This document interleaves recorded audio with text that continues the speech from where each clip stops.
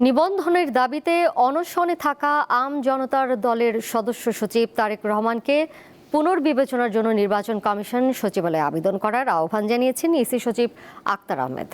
অনশন ভেঙে তারেক রহমানকে বিষয়টি আইনগতভাবে সুরাহার পরামর্শ দিয়েছেন তিনি। নির্বাচন কমিশনের নিবন্ধন না পেয়ে গত ৪ নভেম্বর বিকেল থেকে ইসির মূল ফটকের সামনে অনশন শুরু করেন আম জনতার দলের সদস্য সচিব তারেক রহমান। এরই মধ্যে বিএনপি, গণ অধিকার পরিষদ সহ বিভিন্ন রাজনৈতিক দল, সংগঠন ও বিভিন্ন শ্রেণী পেশার মানুষ সংহতি জানিয়েছেন তারেকের প্রতি।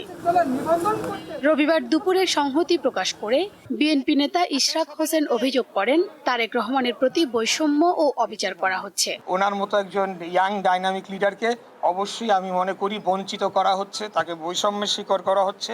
এবং আমি মনে করি এখন অনেকেই যারা নিবন্ধনের জন্য দৌড়াদৌড়ি করছেন তার চাইতেও অনেক বেশি যোগ্য এবং জনপ্রিয় এবং ত্যাগী তারেক রহমানের আম জনতার দল। পরে সংবাদ সম্মেলনে তারেককে অনশন ভাঙার আহ্বান জানিয়ে ইসি সচিব বলেন, যেসব ঘাটতি আছে তা পূরণ করে দলের নিবন্ধন পুনর্বিবেচনার জন্য আবেদন করতে পারে আম জনতার দল। নামঞ্জুর করা হয়েছে কিছু শর্তের আওতায় এবং ওনারা কিছু কিছু জায়গায় ওনারা বলছেন যে আমরা এটার সাথে একমত নই। ঠিক হতেই পারে, সেটা পুনর্বিবেচনা, সংশোধন, পরিবর্জন ইত্যাদির জন্য আবেদন করতেই পারেন। আবেদন করলে কমিশন সেটা বিবেচনায় নেবেন কি নেবেন না সেটাগুলো পরের ব্যাপার। তবে তারেক রহমান বলছেন, দীর্ঘসূত্রিতার কারণে আইনি প্রক্রিয়ায় গেলে আসন্ন নির্বাচনে অংশ নিতে পারবেন না তিনি। এজন্য নিবন্ধন না পাওয়া পর্যন্ত অনশনে থাকার ঘোষণা দেন তারেক।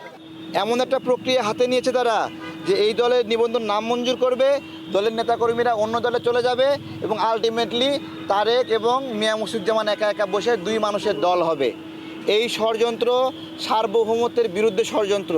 এদিকে প্রধান নির্বাচন কমিশনারের সাথে সাক্ষাৎ করে তফসিলের আগেই দ্রুত গণমাধ্যম নীতিমালা সংশোধনের দাবি জানিয়েছেন গণমাধ্যম কর্মীরা। সাংবাদিকদের উপর হামলার বিষয়ে বা সাংবাদিক ক্যামেরা ভাঙচুরের বিষয়ে বা বাধা দিলে যে শাস্তির বিষয়টা সেটা আমরা নীতিমালাকে যুক্ত করার জন্য বলেছি। তো আমরা সব মিলিয়ে আশ্বস্ত এবং আমরা আশা করছি যে কমিশন আমাদের যে সুপারিশমালা আমরা দিয়েছি সংশোধনীতে সেটা তারা বিবেচনা করবেন। আমাদেরকে কিন্তু একটু দায়িত্বশীল হওয়া দরকার।